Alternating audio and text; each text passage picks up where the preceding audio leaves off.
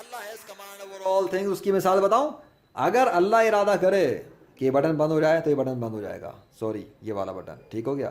اگر اللہ ارادہ کرے کہ یہ آن ہو جائے تو آن ہو جائے گا. اب پاور کو سمجھانے کے لیے مجھے کچھ مثالیں دینی پڑیں گی. ظاہر سی بات ہے اللہ تو تمہارے سامنے ہے نہیں, تو مجھے اپنے آپ کو سامنے رکھ کے بات کرنی پڑے گی. میرے ہاتھ کو دیکھو کہ اگر میں ارادہ کروں کہ یہ بٹن آن ہو جائے اور یہ بٹن بند ہو جائے, اور میں اس کو ٹچ نہ کروں, اور یہ میرے کمانڈ دینے پر, میرے حکم دینے پہ, اوے آن ہو جا اور تو بند ہو جا, کچھ ہوا؟ اب کچھ بھی نہیں ہوا بھیا. اوے آن ہو آف ہو, اس پہ بھی کچھ نہیں ہو رہا.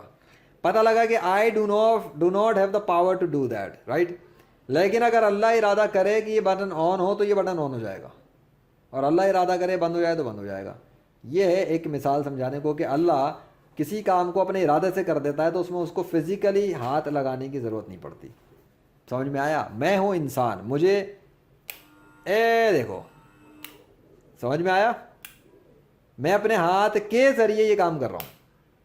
اب میں ہوں روح, ٹھیک ہے, تمہیں نظر نہیں آ سکتا. میں I can not be seen, میں تمہیں نظر نہیں آ سکتا, لیکن تم میرے ہاتھ اس چیز کو دیکھو گے جو اسکرین کے سامنے آئے گی. بس تم صرف اسی کو دیکھ سکتے ہو, تم مجھے دیکھ ہی نہیں سکتے. اس کو تم دیکھو کہ تمہاری آنکھوں کے سامنے جو آ رہی ہے یہ چیز, یہ اس میں تبدیلی کرے گی. بات سمجھ میں آئی؟ میں ایک روح ہوں جو تمہیں دکھ نہیں رہا, لیکن اس چیز کے تھرو جو میں کر رہا ہوں تم اسے دیکھو گے. اگر یہ چیز تمہیں نظر آ رہی ہے آنکھوں کے سامنے, جس کی وجہ سے یہاں ڈفرینس نظر آ رہا ہے, تو تم یہ کہو گے کہ یہ کسی کا ہاتھ ہے. اب یہ تمہیں کیسے پتہ یہ ہاتھ کہتے ہیں اس کو؟ تم نے کہاں پہ پڑھا تھا کہ اس کو ہاتھ کہتے ہیں؟ اس کو ہاتھ کہتے ہیں, یہ تم نے کہاں پڑھا؟ یہ تو کیکڑا نظر آ رہا ہے. کیکڑا کدھر پڑا تھا؟ اب دوسری مثال سنو, یہ کچھ رکھا ہوا ہے, اگر میں اس کو اشارہ کروں ادھر ہو ادھر ہو, نہیں ہو رہا نا. اب میں تمہیں دکھاتا ہوں اپنی پاور. میں کسی چیز کے ذریعے سے کام کروں گا تو کیسے ہوگا. اب میں کسی چیز کو استعمال کروں گا, ادھر ادھر, اچھا میں چھوڑ بھی دوں گا تو وہ اپنی موومنٹ خود لے گا. یہ دیکھو میرے بغیر ہاتھ لگائے وہ ہو رہا ہے. میں صرف ایک دفعہ ہاتھ لگاؤں گا, باقی موومنٹ وہ خود کرے گا. لیکن رک گیا, پتہ لگا کہ ادھر کوئی اور فورس بھی ہے جو اس کو روک رہی ہے. مطلب میں نے جب ہلایا تو ہلتے رہنا چاہیے تھا نا, تو رک کیوں گیا؟ مینس کسی اور کی کوئی کمانڈ یہاں پہ کام کر رہی ہے. اینی وے, اب میں تمہیں ایک اور مثال دیتا ہوں کمانڈ کی. اب میرے ہاتھ کے اندر ایک اور چیز آ گئی ہے. اب یہ ڈائریکٹ میں اس کو اس کے ذریعے نہیں کروں گا. اب میں نے اس کو اس پہ لگایا ہے اور یہ چیز اس پہ لگے گی. کیا علامت سمجھ میں آیا؟ کہ I have command over pen, and through pen I can do this thing. اب میرے ہاتھ میں یہ چیز ہے, I have command over this, میرے کنٹرول میں یہ پین ہے, یہ مارکر ہے. اب میں جو چاہوں گا یہ لکھے گا, ورنہ یہ نہیں لکھ سکتا. یہ کیا ہے؟ یہ دیکھو, یہ کس کا نام آ گیا سامنے. یہ کیا ہے؟ یہ دیکھو, یہ کس کا نام آ گیا سامنے. آیا نہیں آیا؟ یہ فرق یہ بتا رہا ہے کہ جب یہ میرے ہاتھ میں آیا تو یہ کچھ لکھ رہا ہے, وہ بھی تب جب اس کے پیچھے کسی کی فزیکل سورس ہے.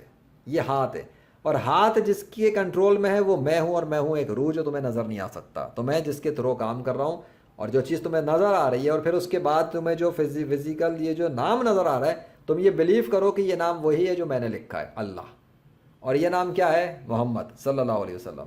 تو جب بورڈ کے اوپر تمہیں یہ دکھ رہا ہو, تم اس کو بلیو کر رہے ہو.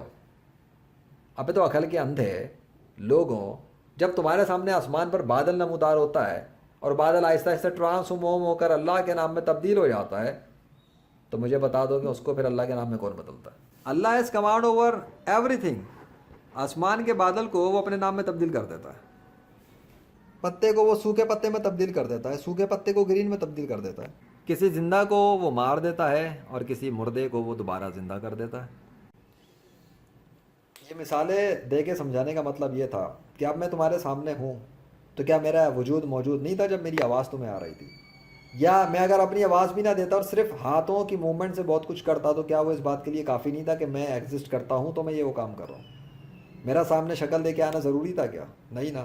ایون میں اپنا ہاتھ بھی نہیں دکھاتا تب بھی ایسا کچھ ہو جاتا.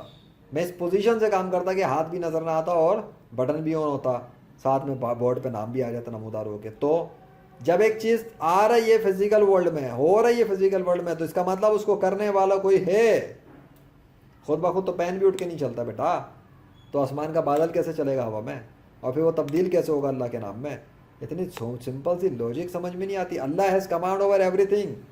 اگر وہ پتے کو حکم دے تو پتا چلنا پھرنا شروع ہو جاتا ہے.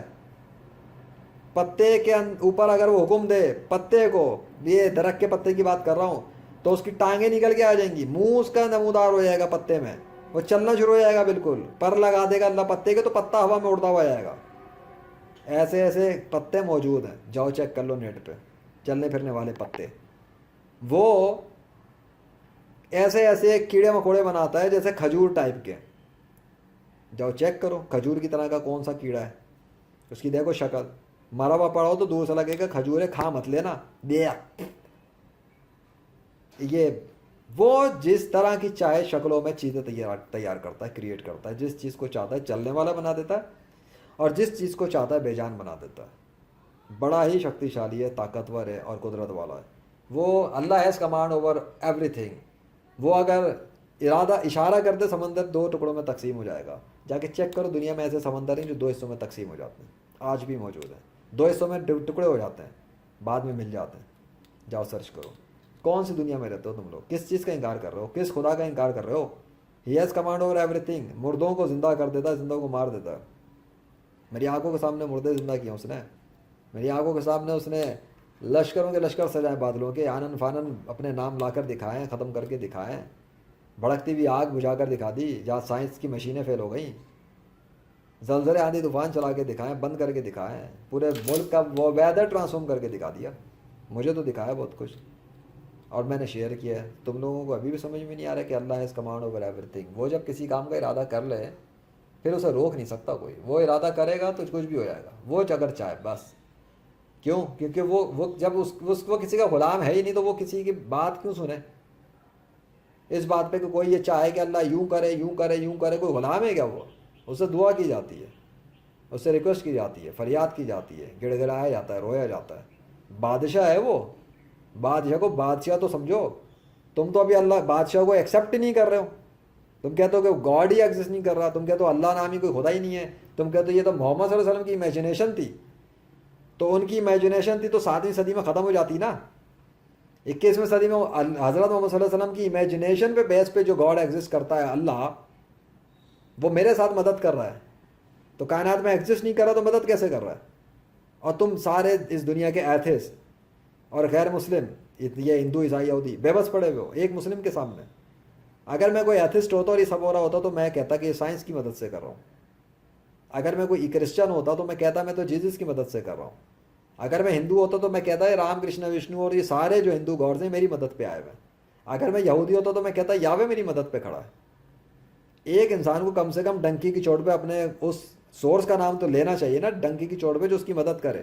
کسی پہ تو ریلائی کرے نا. ایتھسٹ تو کسی چیز پہ ہی ریلائی نہیں کرتے. ڈنگر کے بچے ادھر ادھر جمپے مارتے ہیں بندر کی طرح. ویسے بندر کی اولاد تو وہ بھی نہیں ہے, لیکن بندر بھی کم سے کم ایتھسٹ سے اچھے ہیں.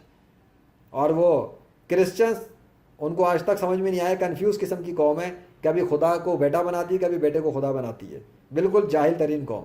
اور وہ ہندو, ان کا تو سر پیر ہی نہیں ہے. وہ کتے کو بھی گاڈ بنا دیتے ہیں, پیشاب کو بھی گاڈ بنا دیتے ہیں, شرمگاہ کو بھی گاڈ بنا دیتے ہیں. ان کو یہی کانسیپٹ نہیں پتا جاہلوں کو کہ گاڈ ہوتا کون ہے. ہاں, گھٹیا ترین گندگی کو گاڈ بنا کے اپنے ننگے سادھوؤں کو گاڈ کہتے ہیں. اپنے ایکٹریس ننگی پھرنے والی طوائفیں رنڈیوں کو یہ گوڈیس بولتے ہیں.